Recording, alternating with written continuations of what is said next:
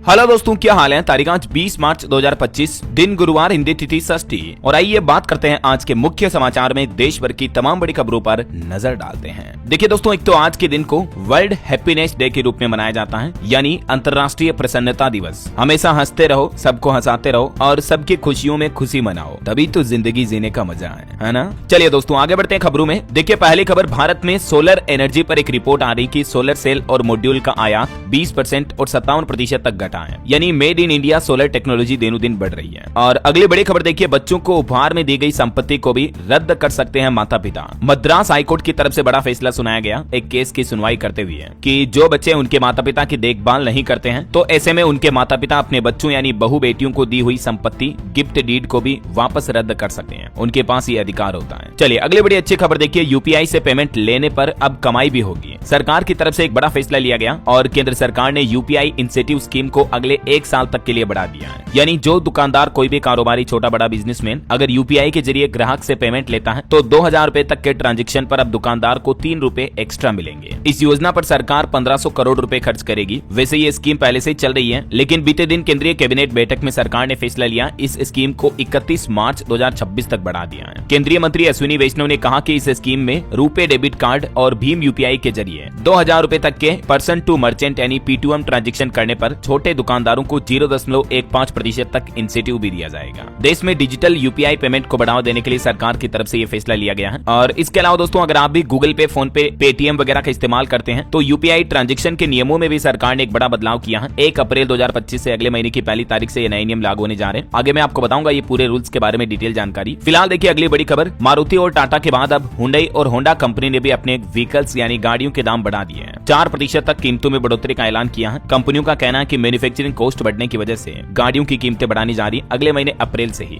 Maruti, Tata, Hyundai के बाद अब किया कंपनी ने भी दाम बढ़ा दिए हैं। 3 से 4% किया भी अपनी कारों को महंगी करेगी। चलिए अगले बड़ी अच्छी एक रिपोर्ट आ रही बैंक लोन पर। देखिए, इस साल 2025-26 में 0.75% और कटौती कर सकता है रेपो रेट में आरबीआई। वहीं भारत सरकार और बैंक ऑफ मॉरिशस के बीच भी एक समझौता हुआ है। अब मॉरिशस में भी रुपये में कारोबार होगा। और मॉर्गन स्टैनली की रिपोर्ट में जो ये बताया गया है कि भारत में खुदरा महंगाई दर को कम करने और जीडीपी को बढ़ाने के लिए आरबीआई इस पूरे वित्त वर्ष में रेपो रेट में और कटौती कर सकता है। तो इस कटौती की रिपोर्ट के बाद एक अच्छी रिपोर्ट आ रही है कि कर्ज घटने की वजह से और सरकारी प्रोत्साहन से निजी क्षेत्र में निवेश का नया दौर शुरू हो रहा है। तो इससे देश का डेवलपमेंट, विकास और तेजी से बढ़ेगा। क्रिसिल की तरफ से लेटेस्ट रिपोर्ट में ये दावा किया गया है। चलिए अगली बड़ी खबर देखिए, किसानों और केंद्र सरकार के बीच 7वीं बार इस बैठक में बातचीत हुई, लेकिन ये भी बेनतीजा रही। कृषि मंत्री शिवराज सिंह चौहान बोले कि चर्चा ठीक रही, अब अगली बैठक 4 मई को होगी। हालांकि दोस्तों, सरकार ने बैठक करने के बाद किसानों पर बड़ा एक्शन भी लिया। किसानों के मंचों पर बुलडोजर चला दिया गया। शंभू बॉर्डर को अब क्लियर कर दिया है और इस घटना के बाद आसपास के कई इलाकों में इंटरनेट सेवाओं को भी बंद किया गया। शंभू बॉर्डर पर जो किसान भाई लोग प्रदर्शन कर रहे थे उनको वहां से हटाया गया। कई सारे किसान नेताओं को हिरासत में भी लिया गया है। ये देखिए आप कुछ तस्वीरें। पंजाब पुलिस ने 13 महीने बाद शंभू और खनौरी बॉर्डर को पूरी तरह से खाली करा दिया। बुलडोजर के जरिए जो किसानों के यहाँ शेड लगे हुए थे, तंबू बंधे हुए थे, सबको तोड़ दिया है। डल्लेवाल और पंदेर समेत 200 प्रदर्शनकारी किसानों को हिरासत में भी लिया गया है। पिछले साल फरवरी से ही तकरीबन 13 महीने हो चुके हैं। आपको पता होगा हरियाणा, पंजाब के शंभू और खनौरी बॉर्डर पर किसान भाई लोग आंदोलन कर रहे हैं अपनी कुछ मांगों को लेकर। और उसके बाद किसानों और केंद्र सरकार के बीच बीते दिन 7वें दौर की वार्तालाप हुई, लेकिन ये बेनतीजा रही। और दोस्तों, पंजाब पुलिस के इस एक्शन के बाद मानो यूं लगता है कि किसान आंदोलन 2.0 का भी द एंड हो चुका है, क्योंकि पुलिस की प्लानिंग नहीं समझ पाए किसान और आखिरकार शंभू और खनौरी बॉर्डर पर किसानों के अस्थायी आशियानों को हटा दिया गया है। किसानों पर एक्शन लेते हुए कुछ तस्वीरें आप देख सकते हैं। मैंने आपको कल दिन में ही डीएलएस न्यूज चैनल पर बताया था किसान संगठनों की ये कुछ प्रमुख मांगे हैं। सबसे पहली मांग है कि एमएसपी पर खरीद की गारंटी का कानून बनाया जाए। इसके अलावा भी कर्जा माफ, भूमि अधिग्रहण अधिनियम समेत किसानों की ये सभी मांगे हैं। यही वजह है कि किसान भाई लोग लगातार इतने महीनों से आंदोलन कर रहे हैं। हालांकि दोस्तों, अभी भी केंद्र सरकार के साथ मीटिंग के बाद किसानों ने एक बड़ा ऐलान किया और किसानों का कहना है कि जगजीत सिंह डल्लेवाल का आमरण अनशन अब भी जारी रहेगा। इधर किसानों पर एक्शन के बाद पंजाब सरकार पर भी पॉलिटिक्स में निशाना साधा गया। कांग्रेस बोले कि केजरीवाल और बीजेपी की मिली भगत है ये। आम आदमी पार्टी नेता बोले कि आंदोलन से राज्य को नुकसान हो रहा था। तो ये कुछ किसान आंदोलन का माहौल चल रहा है। और वैसे किसानों के लिए केंद्र सरकार ने कैबिनेट बैठक में भी एक बड़ा फैसला लिया है। कैबिनेट ने पशुधन क्षेत्र में विकास को बढ़ावा देने के लिए संशोधित राष्ट्रीय गोकुल मिशन के कार्यान्वयन को भी मंजूरी दे दी है। संशोधित राष्ट्रीय गोकुल मिशन को 15वें वित्त आयोग के दौरान 3400 करोड़ रुपए के आवंटन के साथ मंजूरी दी गई है। तो इससे भी पशुपालक किसान भाई लोगों को फायदा होगा। चलिए अगली बड़ी खबर देखिए, ऑनलाइन जुए और सट्टेबाजी पर अब लगाम लगेगी। नया कानून लाने पर सरकार विचार कर रही है। केंद्रीय मंत्री अश्विनी वैष्णव ने लोकसभा में भी इस बारे में जानकारी दी। उन्होंने ये भी कहा कि पिछले साल भी जुए और सट्टेबाजी की 1097 वेबसाइटों को प्रतिबंधित किया गया, यानी कि उन पर बैन लगा दिया। और अब एक अच्छा प्रभावशाली कानून ढांचा बनाने की भी कोशिश की जा रही है। और भारत में बोलने की आजादी, अभिव्यक्ति की आजादी पर भी एक रिपोर्ट आ रही है कि अभिव्यक्ति की स्वतंत्रता सूचकांक में भारत दुनिया के 33 देशों में 24वें स्थान पर है। भारत हंगरी और वेनेजुएला के साथ उन देशों में से एक है जहां लोकप्रिय मांग की तुलना में अभिव्यक्ति की आजादी का वास्तविक स्तर अपेक्षाकृत कम है। The future of freedom speech के द्वारा ये लेटेस्ट रिपोर्ट जारी की गई। चलिए अगला अपडेट देखिए। टीबी मुक्त भारत अभियान पर सरकार ने आंकड़े जारी करते हुए कहा कि अभी देश के सभी जिलों में 826 दवा प्रतिरोधी टीबी उपचार केंद्र भी स्थापित किए गए हैं। देश के 33 राज्यों एवं केंद्र शासित प्रदेशों के 347 प्राथमिकता वाले जिलों में 100 दिनों का गहन टीबी मुक्त भारत अभियान भी शुरू किया गया है। मकसद है दोस्तों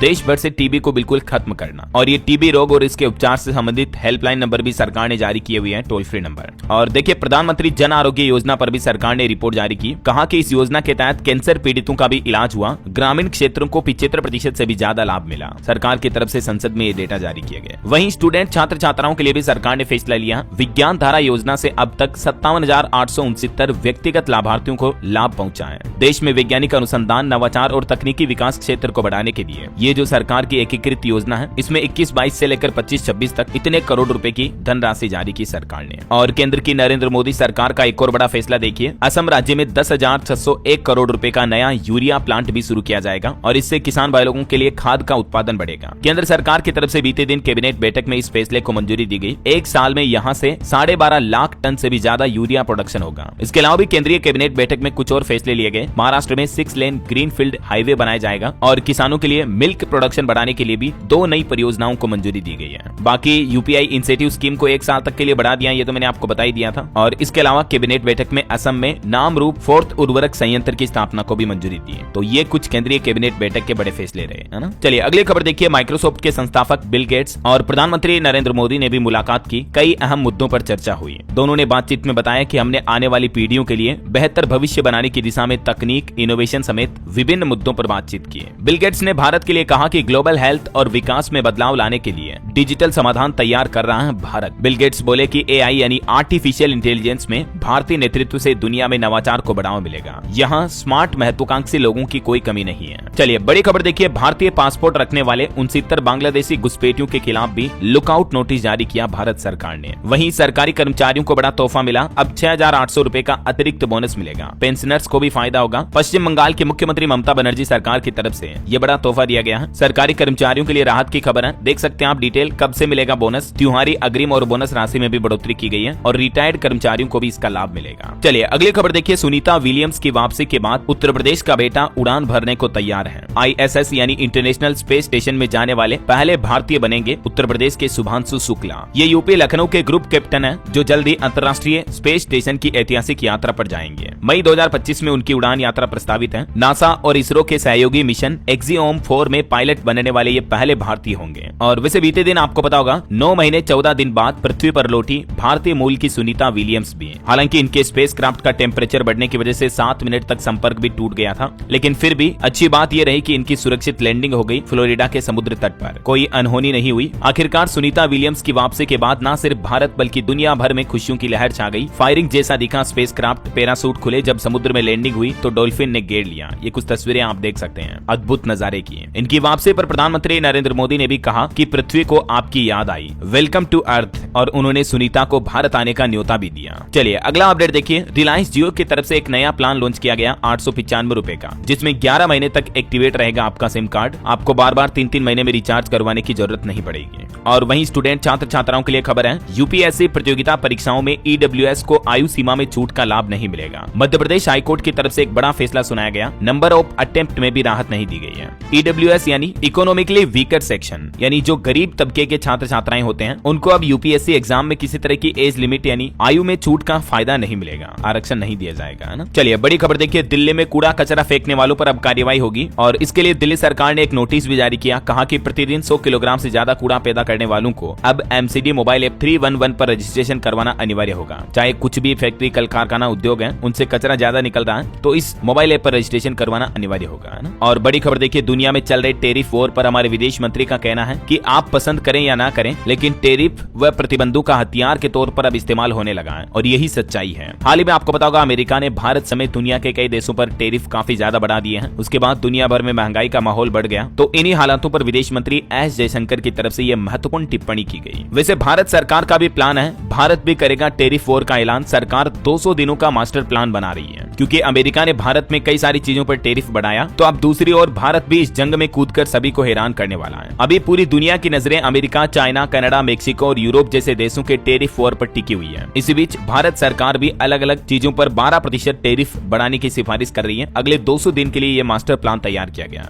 हालांकि वित्त मंत्रालय ये शुल्क लगाने पर अंतिम निर्णय लेगा। और देखिए, खराब क्वालिटी के सस्ते स्टील आयात पर भी केंद्र सरकार सख्त हुई। लगाम लगाने के लिए यहाँ भी 12% टेरिफ का प्रस्ताव रखा है। और टेरिफ पर फिच की एक रिपोर्ट भी देखिए कि भारत का बड़ा घरेलू बाजार अमेरिकी टेरिफ बढ़ोतरी से होने वाले प्रभाव को कम करेगा। रेटिंग एजेंसी फिच की तरफ से ये रिपोर्ट जारी की गई। चलिए, राशन कार्ड पर अगली बड़ी खबर आ रही है कि राशन कार्ड को लेकर गिरी राज्य सरकारें। सुप्रीम कोर्ट ने पूछा कि अगर ये सच है तो 75% आबादी BPL कैटेगरी में क्यों है। दरअसल दोस्तों, सुप्रीम कोर्ट ने राशन कार्ड मुद्दे पर कहा कि राशन कार्ड आजकल पॉपुलैरिटी के कार्ड बन चुके हैं। कुछ राज्यों की प्रति व्यक्ति आय ज्यादा है, फिर भी सब्सिडी पाने के लिए उनकी 75% आबादी गरीब कैसे है। सुप्रीम कोर्ट ने देश भर की राज्य सरकारों को कहा कि कुछ राज्य जब अपने विकास को दिखाना चाहते हैं और दावा भी करते हैं कि उनकी प्रति व्यक्ति आय बहुत ज्यादा है, लेकिन जब सब्सिडी लेने की बात आती है तो यही राज्य दावा करते हैं कि उनकी 75% आबादी गरीब है। इन तथ्यों को कैसे समेटा जा सकता है? कहीं न कहीं ये तो पॉलिटिक्स, राजनीति का मुद्दा हो गया। फिर तो या तो राज्य सरकारें डेटा ही सही जारी नहीं कर रही है। तो सुप्रीम कोर्ट ने सभी राज्य सरकारों को भी फटकार लगाई इस मामले पर और कहा कि गरीबों का असली हक राशन का गरीबों को दिया जाए, क्योंकि अभी कई राज्यों में कई सारे ऐसे लोग भी हैं जो अमीर हैं फिर भी वो BPL कैटेगरी में और गरीबों का हक छीन रहे हैं। तो इस मामले पर सुप्रीम कोर्ट ने चिंता भी जताई। वैसे राशन की बात हो रही तो देखिए, राजस्थान सरकार ने भी बड़ा फैसला लिया है। राशन डीलरों का कमीशन बढ़ा दिया है। 1 अप्रैल से ही बढ़ी हुई दरें लागू होगी। अभी राजस्थान राज्य में प्रदेश भर में लगभग राशन की 25,000 दुकानें हैं, तो उन सभी दुकान संचालकों को यानी राशन डीलर्स को फायदा मिलने वाला है। राजस्थान सरकार ने डीलर्स का कमीशन 13 रुपए 70 पैसे तक बढ़ा दिया है। वैसे डीलर काफी लंबे समय से कमीशन बढ़ाने की मांग कर रहे थे, तो इसी को देखते हुए जो अभी 137 रुपए प्रति क्विंटल कमीशन था उसको बढ़ाकर 150 रुपए 70 पैसे प्रति क्विंटल कर दिया है। ठीक है ना। ये 1 अप्रैल से ही बढ़ा हुआ कमीशन लागू माना जाएगा। ये देख सकते हैं आप, राजस्थान सरकार द्वारा जारी ऑफिशियल प्रेस नोट भी है। चलिए अगली बड़ी खबर देखिए दोस्तों, औरंगजेब कब्र मामले पर महाराष्ट्र के नागपुर में जो हिंसा चल रही है, इस मामले में अब भड़काऊ पोस्ट करने वाले लोगों की भी पहचान कर रही है सरकार। साइबर सेल द्वारा नोटिस भी भेजा जा रहा है। नागपुर हिंसा पर महाराष्ट्र के मंत्री फडणवीस बोले कि चादर पर कुरान की आयात नहीं थी, अफवाह फैलाई गई ये बात की। पुलिस और मेरे बयान में फर्क नहीं है। मास्टरमाइंड फहीम को गिरफ्तार भी कर लिया गया, जिस पर यह आरोप है कि अफवाह फैलाई गई, जानबूझकर लोगों में हिंसा भड़काई गई। और वहीं दोस्तों, भारत में आतंकवाद की घटनाओं पर भी केंद्रीय मंत्री ने कहा कि केंद्र की नरेंद्र मोदी सरकार के कार्यकाल में आतंकी घटनाएं 71% तक घटी है। आतंकी जेल या जहनुम में जा रहे हैं। वहीं सरकारी कर्मचारियों की रिटायरमेंट की उम्र पर भी कोई प्रस्ताव नहीं बना। राज्यसभा के प्रश्नकाल के दौरान सदस्यों के कुछ जवाब दिए। और वहीं पॉलिटिक्स से बड़ी खबर देखिए, आम आदमी पार्टी नेता सत्येंद्र जैन पर भ्रष्टाचार का एक और केस लगा। 571 करोड़ के CCTV प्रोजेक्ट में भी उन्होंने घोटाला किया, ये भी आरोप है इन पर। एंटी करप्शन ब्यूरो बोला कि 7 करोड़ की रिश्वत ली इस मामले में भी इन्होंने। और मणिपुर राज्य में हिंसा के बीच खबर देखिए, फिर से जनजातीय हिंसा फैली, एक व्यक्ति की जान चली गई। हमार जनजाति के युवकों ने जोमी झंडा उतारा, विवाद बढ़ा, उसके बाद सुरक्षा बलों का फ्लैग मार्च भी देखा गया। और वहीं दोस्तों, हरियाणा के एक किसान की भैंस की दास्तान देखिए, 5,11,000 रुपए में बिकी भैंस, जो रोजाना 25 लीटर दूध देती है। मालिक बोला कि ये भैंस फेमस हो गई तो चोरी होने का डर सता रहा था, इसलिए इसको बेच दिया। हरियाणा के नारनौल में मुर्रा नस्ल की भैंस की इतनी कीमत लगाई गई। और अंतर्राष्ट्रीय मामले पर बड़ी खबर देखिए, यूक्रेन जंग पर डोनाल्ड ट्रंप ने जेलेंस्की से 1 घंटे तक बातचीत की। उन्होंने कहा कि अमेरिकी विदेश मंत्री जल्द ही डिटेल देंगे। इससे पहले आपको पता होगा, कल रूसी राष्ट्रपति पुतिन से भी 90 मिनट बातचीत की थी। रूस यूक्रेन जंग को खत्म करवाने के लिए डोनाल्ड ट्रंप अभी मध्यस्थता का रोल निभा रहे हैं। इधर इजराइल हमास जंग पर भी खबर आ रही है। इजराइल ने गाजा में हमास के PM को भी मार गिराया, 3 लड़ाकों की भी मौत हुई। नेतन्याहू बोले कि संगठन के खात्मे तक हम चैन से नहीं बैठेंगे। अब आखिरकार इजराइल ने गाजा में हमास के प्रधानमंत्री इस्साम दिब अब्दुल्ला अल दादिस को भी मार गिराया है। खुद इजराइल डिफेंस फोर्सेज की तरफ से ये मौत की पुष्टि की गई। चलिए मोबाइल फोन लॉन्चिंग पर खबर है दोस्तों। Realme P3 और P3 अल्ट्रा स्मार्टफोन भारत में लॉन्च हुए हैं। शुरुआती कीमत 16,999 रुपए है। वहीं खबर आ रही इस साल IPL 2025 की ओपनिंग सेरेमनी में दिशा और श्रद्धा बॉलीवुड एक्ट्रेस करेंगी परफॉर्म। शाहरुख खान KKR को सपोर्ट करने तो सलमान खान सिकंदर के प्रमोशन के लिए भी शामिल हो सकते हैं। चलिए अगला अपडेट देखिए। बिल गेट्स जो कि अभी भारत दौरे पर हैं, उन्होंने PM मोदी के बाद देश के IT मंत्री से भी मुलाकात की और एक बड़ा समझौता हुआ है। इंडिया AI मिशन और गेट्स फाउंडेशन मिलकर बनाएंगे AI समाधान, जिससे कि देश में कृषि, स्वास्थ्य और शिक्षा के क्षेत्र में सुधार होगा। आर्टिफिशियल इंटेलिजेंस का इस्तेमाल किया जाएगा, है ना। और वहीं देश में उपभोक्ता संरक्षण को बढ़ावा देने के लिए अब केंद्र सरकार ने मेटा के साथ भी एक पार्टनरशिप साझेदारी की है। मतलब जो फेसबुक इंस्टाग्राम की पेरेंट कंपनी मेटा है, वो और केंद्र सरकार मिलकर जागो ग्राहक जागो अभियान प्रोग्राम चलाएंगे देश में लोगों को डिजिटली रूप से साक्षर बनाने के लिए, है ना। बहरहाल अभी तो कुछ और महत्वपूर्ण और काम की खबरें देखेंगे दोस्तों अपन, लेकिन फिलहाल वक्त तो चला है आज के ताजा मौसम समाचार जानने का। और हाँ, साथ ही आपको याद दिला दूं, अगर आप DLS न्यूज चैनल से अभी तक जुड़े नहीं हो दोस्तों तो जुड़ जाइए, चैनल को सब्सक्राइब करके बेल आइकन दबा दीजिए और इस वीडियो पर एक लाइक और शेयर भी कर देना, ताकि आप आपके अपने DLS भाई के साथ हमेशा जुड़े रहोगे। और मैं आपसे वादा करता हूं कि आपको रोजाना इसी तरह की काम की महत्वपूर्ण खबरें, डेली के मुख्य समाचार, सरकार के नए नियम, नई सरकारी योजनाओं की जानकारी सबसे पहले आपके मोबाइल तक पहुंचा दूंगा इसी चैनल DLS न्यूज के माध्यम से। बदले में मुझे आपसे कुछ नहीं चाहिए, बस चैनल को सब्सक्राइब नहीं कर रखा तो कर लो और वीडियो को लाइक और शेयर कर दिया करो डेली। बस इतना तो कर ही सकते हो यार। मैं डेली आपके लिए आधा घंटा नॉन स्टॉप बोलता हूं। तो खैर अब खुद की तारीफ ज्यादा नहीं करूंगा, सीधा आगे बढ़ते हैं दोस्तों मौसम अपडेट में। तो देखिए, बंगाल की खाड़ी से आई हवाओं ने बदला मौसम। उत्तर प्रदेश, बिहार समेत देश के 10 राज्यों में आज बादल बरसेंगे, बरसात की चेतावनी है। देखिए, बीते दिन भी राजस्थान के कई जिलों में ओले गिरे। MP UP में भी बारिश की संभावना। उड़ीसा के 4 जिलों में हीट वेव चलेगी। हिमाचल में एवलांच की भी चेतावनी है। कुछ और राज्यों के हालात देखिए आप। राजस्थान की बात करें तो आज भी बारिश और ओले गिरने की चेतावनी है। जयपुर समेत 12 जिलों में बदलेगा मौसम। और इन मौसम के हालातों के बीच मौसम विभाग ने किसान भाई लोगों को भी उनकी फसलों को बचाने के लिए इंतजाम करने के निर्देश जारी किए हैं। इधर मध्य प्रदेश की बात करें तो भोपाल में शाम को बदला मौसम, बूंदाबांदी हुई। शहडोल, उमरिया में आज भी बारिश का अलर्ट है। कई जिलों में आंधी भी चलेगी। उत्तर प्रदेश में भी 24 घंटे में बारिश होने की चेतावनी। 37 डिग्री के साथ अभी अयोध्या सबसे गर्म इलाका चल रहा है। पंजाब में भी आज से फिर बदलेगा मौसम। 4 दिनों में 2 दिन हल्की बारिश की संभावना है। पहाड़ी राज्यों की बात करें तो हिमाचल में आज ऊंचे क्षेत्रों में बारिश और बर्फबारी हो सकती है। बाकी अन्य क्षेत्रों में मौसम साफ रहेगा। झारखंड में भी तूफानी हवाओं का अलर्ट। हर घंटे 50 किलोमीटर प्रति घंटा की रफ्तार से तेज हवाएं चलेगी। आसमान से बिजली भी गिर सकती है। बिहार के भी 4 जिलों के लोग सबसे ज्यादा सावधान रहें। आंधी, तूफान और ओले के साथ तेज बारिश की चेतावनी है इन जिलों में।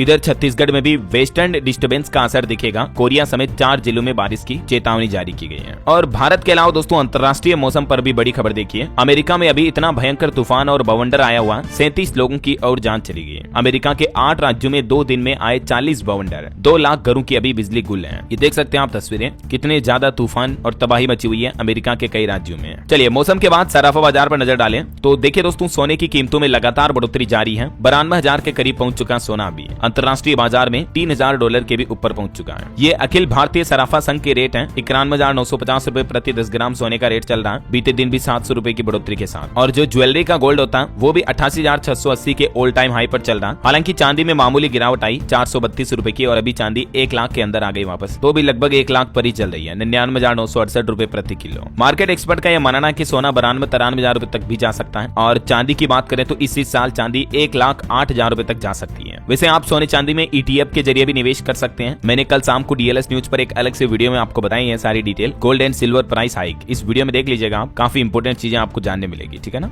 चलिए कुछ मार्केट अपडेट्स भी देख लेते हैं साथ के साथ। देखिए, शेयर बाजार में लगातार तीसरे दिन हरियाली रही। सेंसेक्स 147 अंक चढ़ा। निफ्टी भी 22,900 के पार चल रहा है 73 अंक की बढ़ोतरी के साथ। सरकारी बैंक और रियल्टी सेक्टर में तेजी देखने को मिली। IT में गिरावट रही। हालांकि दोस्तों मार्केट एक्सपर्ट का यह कहना है कि शेयर मार्केट में जोखिम अभी भी टला नहीं है। अप्रैल महीने तक भारी उतार चढ़ाव की आशंका है और अमेरिका में भी मंदी की आशंका से इनकार नहीं किया जा सकता है। तो अमेरिकी मंदी का असर दुनिया भर पर पड़ सकता है। इसलिए निवेशकों को रुकने और इंतजार करने की सलाह दी है मार्केट एक्सपर्ट ने। और बीते दिन वोडाफोन आइडिया का शेयर भी 8% चढ़ा, क्योंकि वोडाफोन आइडिया ने मुंबई में 5G सर्विस लॉन्च की। तो उसके बाद इस कंपनी के स्टॉक में अच्छी खासी तेजी रही। अभी सेटकॉम पार्टनरशिप के लिए स्टारलिंक से भी बातचीत कर रही है वोडाफोन आइडिया कंपनी। एयरटेल और जियो की तो पहले से साझेदारी हो चुकी है स्टारलिंक के साथ। बाकी वोडाफोन की 5G सर्विस लॉन्च होने के बाद कंपनी के स्टॉक में अच्छी तेजी देखने को मिल रही है। हालांकि इस मार्केट में भी कंपनी को जियो, एयरटेल से कड़ी टक्कर मिलेगी। जल्दी इन अन्य शहरों में भी वोडाफोन आइडिया अपनी 5G सर्विस को रोल आउट करेगा। और निवेशकों के लिए भी खबर है, फिजिक्स वाला PWB 4600 करोड़ रुपए का IPO लाने जा रहे हैं। एडटेक कंपनी ने सेबी के पास DRHP फाइल किया। और बड़ी खबर देखिए, ओला कंपनी के शोरूम पर फिर से छापेमारी हुई। महाराष्ट्र RTO के अधिकारियों ने 10 स्टोर को नोटिस भेजे। अभी कंपनी का स्टॉक ऑल टाइम हाई से 65% गिर चुका है। वहीं इधर हीरो मोटोकॉर्प में भी 6 सीनियर एग्जीक्यूटिव ने इस्तीफा दिया। सख्त रुख के चलते इनका कहना है कि कंपनी छोड़िए। ओके, और चलिए मार्केट अपडेट के बाद आगे बढ़ते हैं खबरों में। देखिए खबर, केंद्रीय मंत्री मनसुख मांडविया ने राष्ट्रीय डोप परीक्षण प्रयोगशाला वार्षिक सम्मेलन 2025 का उद्घाटन किया। देश की राष्ट्रपति द्रौपदी मुर्मू ने भी 19वें रामनाथ गोयनका पत्रकारिता उत्कृष्टता पुरस्कार समारोह को संबोधित किया। और देश के रक्षा सचिव का भी कहना है कि भारत का लक्ष्य ADMM+ प्लेटफॉर्म के माध्यम से रक्षा बलों के बीच तालमेल को बनाना है। देश के रक्षा मंत्री राजनाथ सिंह भी बोले कि आज भारत की वैश्विक स्थिति काफी अच्छी है। उन्होंने कहा कि आज जब हम बोलते हैं तो दुनिया सुनती है। चलिए अगला अपडेट देखिए, अदानी ग्रुप ने मेक इन इंडिया विजन को बढ़ावा देने के लिए भारत की सबसे बड़ी स्किल और रोजगार पहल शुरू की है। इस पहल का उद्देश्य है मेक इन इंडिया का सपोर्ट करने के साथ ही भारत के लिए फ्यूचर रेडी वर्कफोर्स को तैयार करना है। और एक रिपोर्ट सामने आ रही है कि भारत के ऑटो कंपोनेंट निर्यात में बीते 2-3 सालों में मजबूत बढ़ोतरी हुई है। टॉप ग्लोबल डेस्टिनेशन बनने की राह पर है आज हमारा देश ऑटो इंडस्ट्री में भी।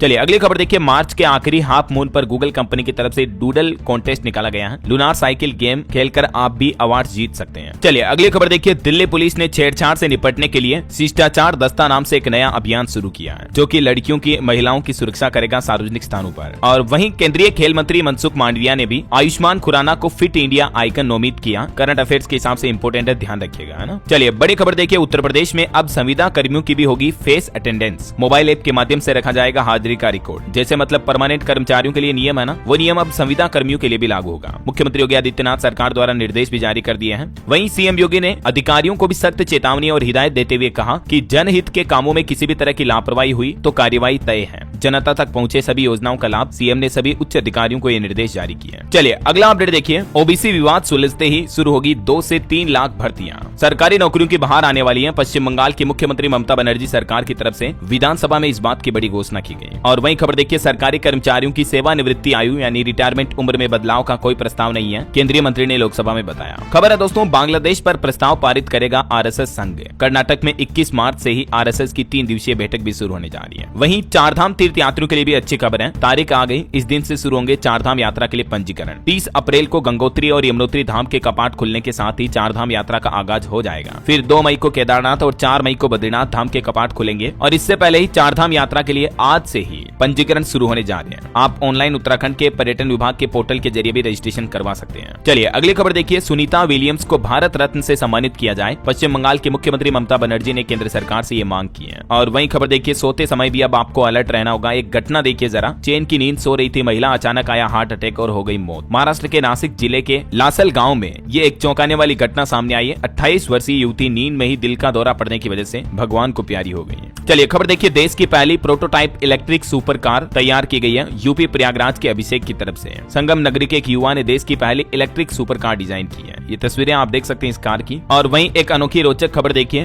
भेड़िए की शक्ल वाले कुत्ते जिसका वजन 75 किलो है, जिसकी कीमत 50 करोड़ रुपए। कर्नाटक के बंगलुरु के एक डॉग लवर ने दुनिया का सबसे महंगा कुत्ता खरीदा है। जरा सोचिए, 50 करोड़ रुपए में ये एक कुत्ते को खरीदा है। इसे अमेरिका में भेड़िए के क्रॉस से पैदा किया हुआ ये हाइब्रिड कुत्ता है। चलिए बड़ी खबर आ रही है, गंदे वीडियो के खिलाफ केंद्र सरकार सख्त एक्शन लेने जा रही है। ऑनलाइन अश्लील कंटेंट भेजना भी अवैध होगा, जेल की सजा भी हो सकती है। लोकसभा में एक सवाल का जवाब देते हुए केंद्रीय IT मंत्री का कहना कि इस तरह के कंटेंट पर और OTT प्लेटफॉर्म पर भी जल्द ही केंद्र सरकार नई गाइडलाइन लाएगी। चलिए अगला अपडेट देखिए, लू को भी घोषित करें प्राकृतिक आपदा। हीट वेव को लेकर संसदीय समिति ने भी सरकार को ये सिफारिश भेजी है। और वही खबर है दोस्तों, अभी न्यूजीलैंड के प्रधानमंत्री जो भारत दौरे पर आए हुए हैं, दिल्ली की गलियों में उन्होंने क्रिकेट खेला। पूर्व क्रिकेटर रोज टेलर भी उनके साथ शामिल हुए हैं। जम्मू कश्मीर में देखिए, कर्मचारियों ने चेतावनी दी, सरकार को नियमितीकरण की घोषणा अगर नहीं की तो 20 से 72 घंटे के लिए बिजली पानी सब बंद रखेंगे कर्मचारी। सरकार से ये अस्थायी कर्मचारी नियमितीकरण की मांग कर रहे हैं। और बड़ी खबर देखिए, UPI ट्रांजैक्शन के नियमों में बदलाव होने जा रहा। 1 अप्रैल से ही आपके वॉलेट पर भी प्रभाव पड़ेगा। नया नियम क्या है? NPCI द्वारा जारी निर्देशों के मुताबिक दोस्तों, अब एक तो बैंकों को उन सभी मोबाइल नंबर को अपने सिस्टम से हटाना होगा जो या तो बंद हो चुके हैं या नए ग्राहकों को दोबारा असाइन किया गया है। UPI फ्रॉड को खत्म करने के लिए 1 अप्रैल से यह नया नियम लागू किया जा रहा है। वहीं 1 अप्रैल से TDS, FD टैक्स वगैरह को लेकर भी कई सारे नियम बदल जाएंगे। मैंने आपको DLS न्यूज चैनल पर पहले भी जानकारी बताई थी इस बारे में। और भारतीय स्टेट बैंक SBI कार्ड के रिवार्ड प्रोग्राम में भी बदलाव हुआ है। अब आपको कुछ तरह के कार्ड पर ज्यादा रिवार्ड मिलेंगे और कुछ कार्ड पर SBI 31 मार्च से रिवार्ड बंद भी करने जा रहा है। तो डिटेल आप देख लीजिएगा स्क्रीन पर। चलिए अगली खबर देखिए दोस्तों, मध्य प्रदेश में अब ई-केवाईसी कराने पर ही मिलेगा बिजली उपभोक्ताओं को योजना का लाभ। उपाय मोबाइल ऐप के जरिए भी आप ये काम कर सकते हैं। मध्य प्रदेश सरकार की तरफ से ये निर्देश जारी किया गया। और खबर है, केंद्र सरकार ने डेयरी विकास के लिए भी 2790 करोड़ की परियोजनाओं को मंजूरी दी। और जल को लेकर एक रिपोर्ट सामने आ रही कि हमारे देश के 155 बड़े जलाशयों में कुल क्षमता का 47% ही पानी है। सेंट्रल वाटर कमीशन की तरफ से रिपोर्ट जारी की गई। और उत्तर प्रदेश कांस्टेबल भर्ती को लेकर एक नया आदेश जारी हुआ। अब अभ्यर्थियों के सरनेम के सवाल पर पुलिस ने कहा कि टाइटल के आधार पर जाति निर्धारित नहीं होगी, क्योंकि यूपी कांस्टेबल भर्ती के नतीजे आने के बाद पांडे, उपाध्याय या झा जैसे सरनेम दिखने पर सोशल मीडिया पर सरकार की आलोचना हो रही है। तो इसको लेकर बोर्ड की तरफ से यह सफाई दी गई। और अगली खबर देखिए, हर 5 साल में भारत को बसाना होगा एक शिकागो जैसा शहर। नीति आयोग के पूर्व सीईओ अमिताभ कांत ने भारत में शहरीकरण पर यह बड़ा बयान दिया और कहा कि अगर देश को विकसित भारत बनाना है तो हमें अमेरिका के बराबर नए शहर बनाने होंगे। वहीं भारत की यूपीआई का अब विदेशों में भी डंका बजेगा। सिंगापुर में 12,000 से भी ज्यादा मर्चेंट व्यापारी अब यूपीआई से जुड़ चुके हैं। एनपीसीआई के साथ एक खास डील हुई है सिंगापुर सरकार की, जिसके तहत अब सिंगापुर में भी यूपीआई पेमेंट आसानी से हो पाएगा, है ना। और एक बड़ा फैसला देखिए, तकनीकी शिक्षा में हिंदी, तमिल समेत 22 क्षेत्रीय भाषाओं को भी बढ़ावा मिलेगा। AICTE की तरफ से एक नए अभियान की शुरुआत की गई है, जहां एक तरफ आपको पता होगा हमारे देश में तमिलनाडु राज्य से शुरू हुआ भाषा विवाद चल रहा। इस बीच अब अलग अलग भाषाओं में IT टेक्नोलॉजी के कोर्स करवाने का फैसला लिया गया है। और बड़ी खबर देखिए, हरियाणा राज्य में अंग्रेजों का कानून खत्म हुआ। अब चुनाव और खेलों में सट्टा लगाया तो सीधा जेल जाना होगा। हरियाणा के मुख्यमंत्री नायब सिंह सैनी सरकार की तरफ से एक नया बिल पेश किया गया विधानसभा में, सट्टेबाजी गैम्बलिंग को पूरी तरह से खत्म करने के लिए। चलिए बड़ी खबर आ रही, रेलवे के IRCTC की तरफ से एक खास टूर पैकेज लॉन्च किया गया। श्रद्धालु 7 ज्योतिर्लिंग के दर्शन कर पाएंगे और इस टूर पैकेज में EMI की भी सुविधा मिलेगी। ज्यादा जानकारी आप इस कॉन्टेक्ट डिटेल पर चेक कर लीजिएगा। वहीं खबर है, टाटा कंपनी ला रही एक क्यूट सी इलेक्ट्रिक कार, सेल्फ ड्राइविंग समेत कई एडवांस फीचर भी मिलेंगे। टाटा YU इस मॉडल का नाम होगा।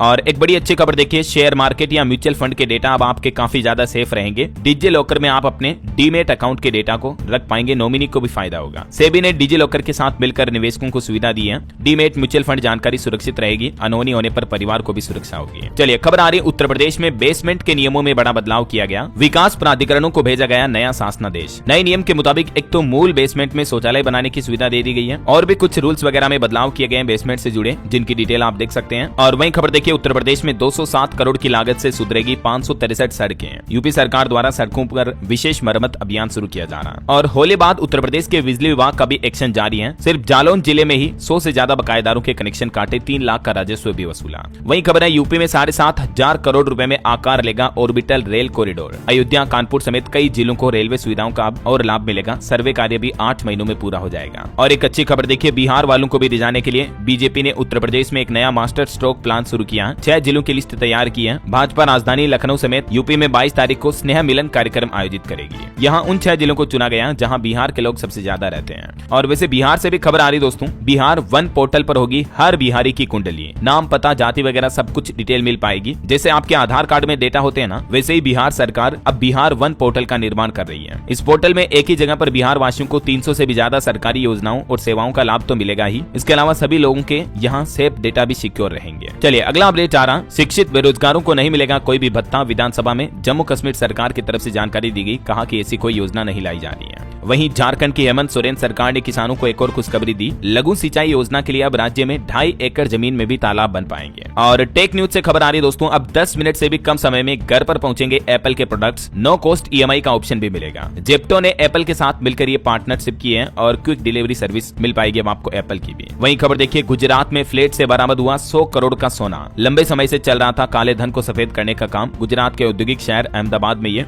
बड़ा फर्जीवाड़ा भ्रष्टाचार सामने आया ईडी की छापेमारी में। वहीं खबर है, हमारे विदेश मंत्री एस जयशंकर ने क्यूबा के उप प्रधानमंत्री एडुआर्डो मार्टिनेज के साथ भी मुलाकात की। और देखिए, स्वास्थ्य मंत्री JP नड्डा ने लोकसभा में कहा कि सरकार अगले 2 सालों में 10,000 नए जन औषधि केंद्र भी खोलेगी देश भर में, ताकि लोगों को सस्ती दवाइयां और ज्यादा और बेहतरीन मिल सके। चलिए दोस्तों, कुछ और स्टेट न्यूज अपडेट देख लेते हैं फटाफट से। देखिए, राजस्थान में अब मनमानी फीस नहीं वसूल सकेंगे कोचिंग सेंटर। विधानसभा में भजनलाल सरकार ने पेश किया नया बिल। अगर कोचिंग सेंटर मालिकों ने नियम तोड़े तो जुर्माना लगेगा, उनकी प्रॉपर्टी को भी जब्त किया जाएगा। और वहीं राजस्थान में किसानों के लिए किसान रजिस्ट्री प्रोजेक्ट शिविर भी 31 मार्च तक आयोजित होंगे। अब तक राज्य में 51 लाख से ज्यादा किसानों ने बनवाई फार्मर आईडी। ये फार्मर आईडी बनवाना अभी जरूरी है सभी किसानों के लिए। और खबर है 2 दिन तक 20 और 21 मार्च को बंद रहेगा राजस्थान में पहचान पोर्टल भी, तो जन्म मृत्यु विवाह पंजीकरण वगैरह ये सेवाएं बंद रहेगी। वहीं देखिए राजस्थान में खाद्य सुरक्षा योजना में भी 31 मार्च तक ई-केवाईसी हो पाएगी। उसके बाद बिना ई-केवाईसी के आपको 31 तारीख के बाद राशन का फायदा नहीं मिलेगा, है ना। अच्छा, राजस्थान सरकार का एक और प्लान है, सरकारी स्कूलों में बनाए जाएंगे सेल्फ स्टडी सेंटर। पहले चरण में 50 सेंटर बनेंगे जहां बच्चे खुद बैठकर पढ़ाई कर पाएंगे।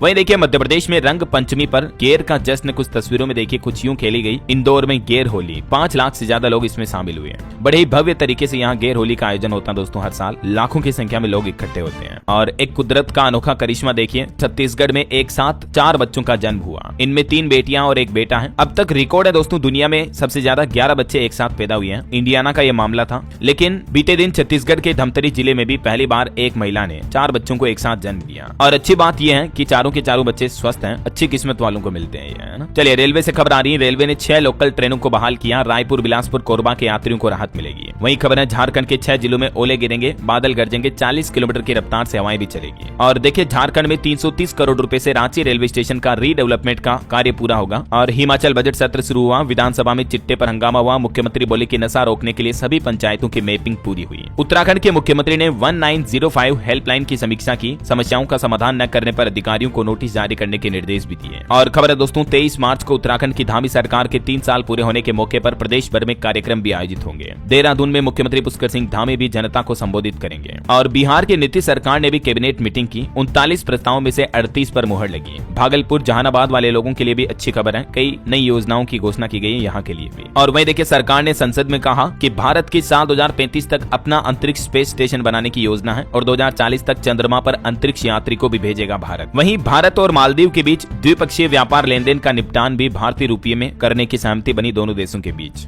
ओके, और एजुकेशन पर खबर देखिए दोस्तों, बिहार में 19,838 पदों पर भर्ती के लिए आवेदन शुरू हो चुके हैं। 12वीं पास भी अप्लाई कर सकते हैं। कांस्टेबल समेत अन्य पदों पर यह वैकेंसी निकली हुई है। 18 अप्रैल इसकी लास्ट डेट होगी। 18 मार्च से फॉर्म भरना शुरू हो चुके हैं, है ना। और चलिए दोस्तों अंत में आज के राशिफल पर नजर डाल लेते हैं। देखिए वृष और मकर राशि वालों को बिजनेस में फायदा हो सकता है। मिथुन राशि वालों को भी रुका पैसा मिलने के योग बन रहे हैं। और भी कुछ अलग अलग राशियों का राशिफल आप देख सकते हैं स्क्रीन पर। और हाँ दोस्तों, आप मुझे कमेंट करके बताइए कि खेल मंत्री मनसुख मंडाविया की तरफ से फिट इंडिया आइकन के रूप में किस बॉलीवुड एक्टर को नामित किया गया। करंट अफेयर्स के हिसाब से इंपोर्टेंट है, कमेंट में लिखिए। सही जवाब देने वाले लोगों को रेंडमली सेलेक्ट होने पर DLS न्यूज टीम की तरफ से एक शानदार सरप्राइज गिफ्ट जीतने का मौका मिलेगा। और इसी के साथ ही अगर आपको वीडियो अच्छा लगा तो इसे लाइक करना, शेयर भी करना। DLS न्यूज चैनल को सब्सक्राइब करके बेल आइकन जरूर दबा देना, रोजाना ऐसे इन्फॉर्मेटिव जानकारियां, महत्वपूर्ण समाचार देखते रहने के लिए। ओके, ख्याल रखिएगा अपने आप का, अपने परिवार का। मिलेंगे अगले नेक्स्ट अपडेट में, तब तक के लिए जय हिंद, जय भारत, वंदे मातरम।